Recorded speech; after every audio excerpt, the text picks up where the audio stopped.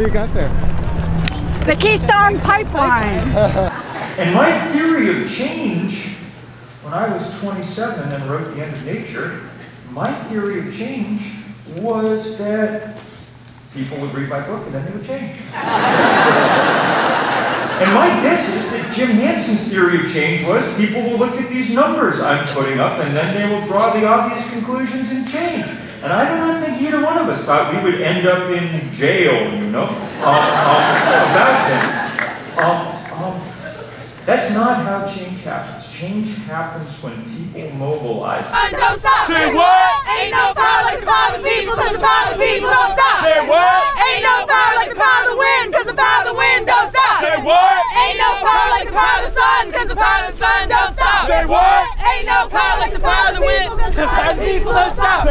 What we've seen is the establishment of a new kind of movement in climate, and I think that what they've done is really created an effective mobilizing strategy around divesting in fossil fuels. We're not only not going to outspend ExxonMobil, we don't even really want to outspend Exxon. My goal in life is not to, more thoroughly corrupt the system than they did and, outbid them for senators or something.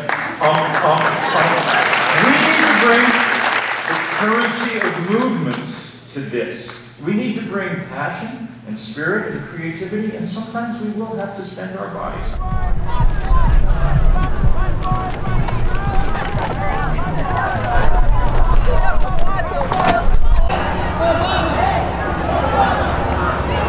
What do you think? What do you think of the demonstration?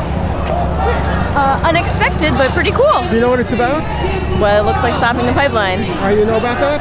A little bit. Yeah. What do you know about it then? That it's coming down from Canada, and when they talk about being energy independent, they always include North America, and they don't say where it's coming from. But I can't say I feel one way or the other.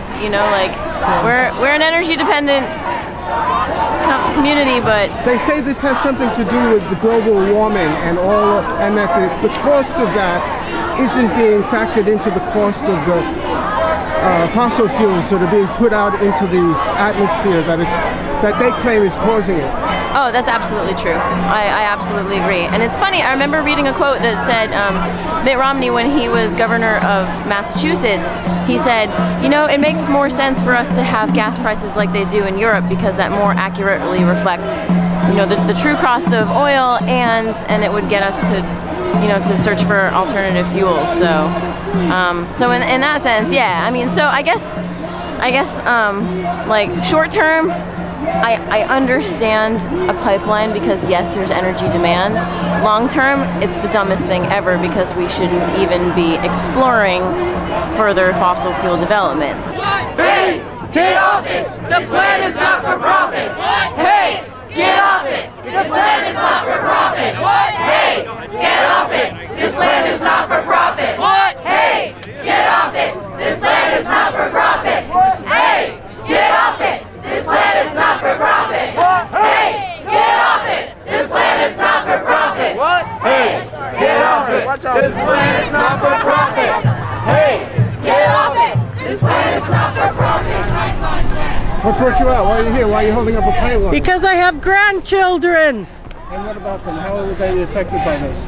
Grandchildren won't live in a world that we live in. We've already taken a big piece of that from them. They talk about the deficit and how we're hurting our children. Well, this is gonna maybe kill them. So that's why I'm here. Well, the earth as we know it won't be around like this. Our growing areas, our farms won't be able to produce. Barack Obama, yes we can! Stop the dirty pipeline burn! Barack Obama, yes you can! Stop the dirty pipeline burn! Barack Obama, yes you can! Stop the dirty pipeline burn! What brought you out today? Why are you here? Yes you can! We want to stop the XL pipeline. We don't need any more oil in the atmosphere. 350 parts per million is all we can stand. We're way above it. Yes you can! Gotta stop this pipeline. Barack Obama, yes you can. Why did you personally get involved?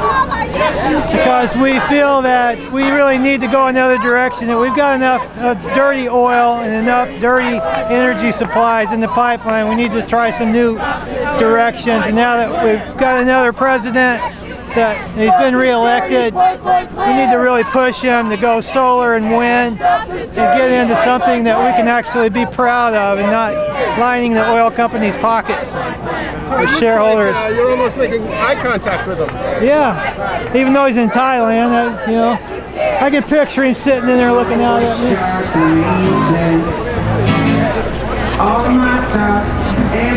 You want to know what brought us here from Africa? We've come to remind the U.S. government and the industrial nation that their action to failure to take concrete action to cut down greenhouse emissions is killing thousands of people in Africa. Drought, flooding, and sea rise, and pollution by the companies from the West. All these are killing your brothers and sisters in Africa, and it's time for you to take concrete action. Right, we are unstoppable. Another world is possible. We are unstoppable. Another world is possible. What other world? What other world do you imagine, and what world have you seen? I've seen a world that's going to be destroyed if we don't get behind it and stop climate, water, air, everything. We just can't continue. We got to stop and stop it now. This is the time.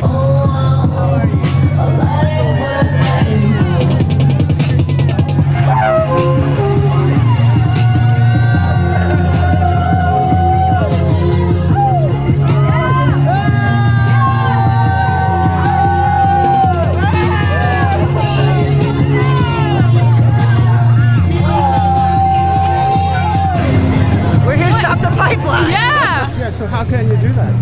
Get more people involved, organize our legislators, make them make the right decisions, speak truth to power, do what you've got to do. We have to stop being an international embarrassment on climate change. Yeah, that's it. If y'all ready to bring 10 friends with you on President's Day, man,